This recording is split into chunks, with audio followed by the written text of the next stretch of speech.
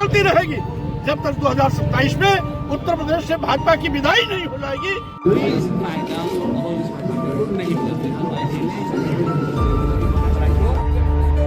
तो आप समझिए एक दिन में 7 हत्या तो ये क्या सुरक्षित प्रदेश है क्या? सर आपको कैसे लगा? स्वामी प्रसाद मौर्य, मायावती और चंद्रशेखर आजाद, इन तीनों के बीच में मुख्यमंत्री कौन बनेगा?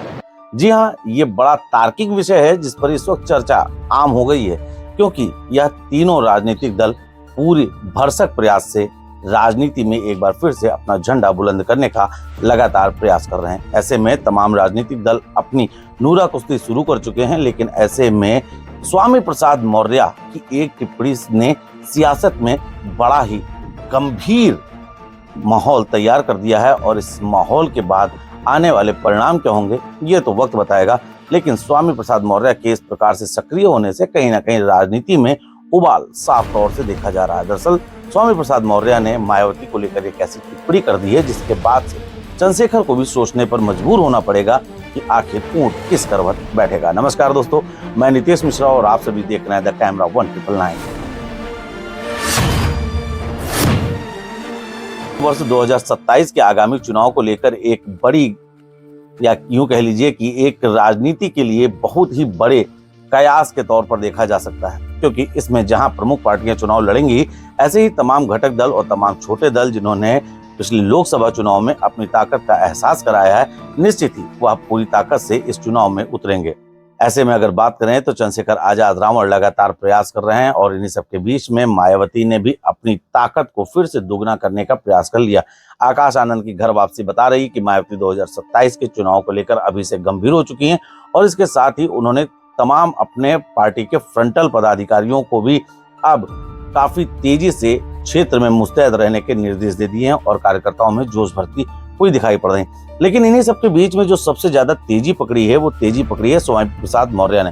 स्वामी प्रसाद मौर्य की यात्रा लेकर निकले हैं, और उनका साफ तौर पर कहना है कि उनकी इस यात्रा का उद्देश्य है कि आने वाले समय में बीजेपी के इस विजय रथ को रोकना। हालांकि बीजेपी किस प्रकार से चुनाव में अपनी सियासत बिठाती है ये तो वक्त बताएगा, लेकिन उत्तर प्रदेश की सियासत में जहां एक तरफ अखिलेश यादव लगातार पीडीए की धार को मजबूत करते हुए नजर आ रहे हैं, और लगातार पीडीए को उनको समर्थन भी दिख रहा है, जिसकी बानगी एक उस समय देखने को मिली थी जब लोकसभा चुनाव में अखिलेश यादव ने एक बड़े सीटें प्राप्त करके वर्तमान समय की सबसे बड़ी सत्तासीन पार्टी को यह एहसास करा दिया था, कमजोर समझने की भूल ना करे कमल का फूल। तो ऐसा ही कुछ हुआ, और अखिलेश यादव ने अपने सांसदों के साथ दिल्ली की संसद में बैठकर बीजेपी को जो हनक दिखाई, उसके बाद से उत्तर प्रदेश में भी सियासत बदलने के आसार साफ तौर पर नजर आ रहे थे। राजनीतिक पंडितों का साफ तौर पर मानना है कि आने वाले 2027 के चुनाव में बीजेपी को नुकसान हो सकता है, लेकिन यह नुकसान किस प्रकार से होगा,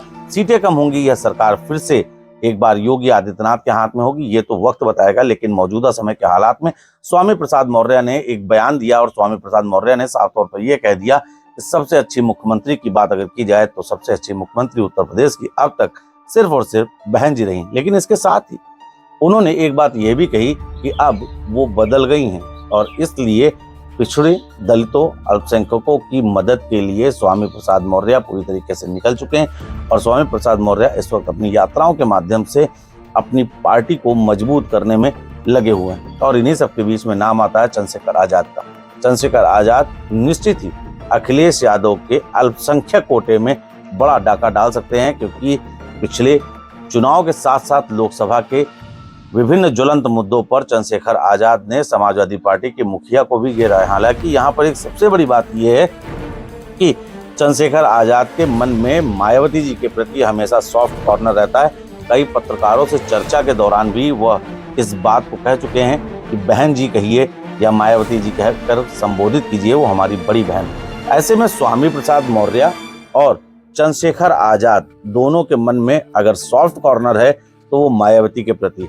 तो ऐसे में अगर बीजेपी और समाजवादी पार्टी की एक बड़ी लड़ाई 2027 के चुनाव में होती हुई नजर आ रही है, तो इसमें निश्चित ही स्वामी प्रसाद मौर्य और चंद्रशेखर आजाद अगर मायावती के समर्थन में आ जाते हैं तो इससे मायावती को कहीं ना कहीं राजनीतिक लाभ होता हुआ दिखाई पड़ रहा है। लेकिन तमाम राजनीतिक व्यंग्यकारों का यह भी कहना है कि जब मिली जुली अगर कोई सरकार आती है या कोई मिली जुली तरीके से सरकार आती है तो उसमें ताज किसके सर सजेगा, इस पे बड़ी चर्चा है। बहरहाल आप बताइए, क्या ऐसा संभव है कि उत्तर प्रदेश की सियासत में इन छोटे दलों के गठबंधन से मायावती को एक बड़ा फायदा मिल सकता है?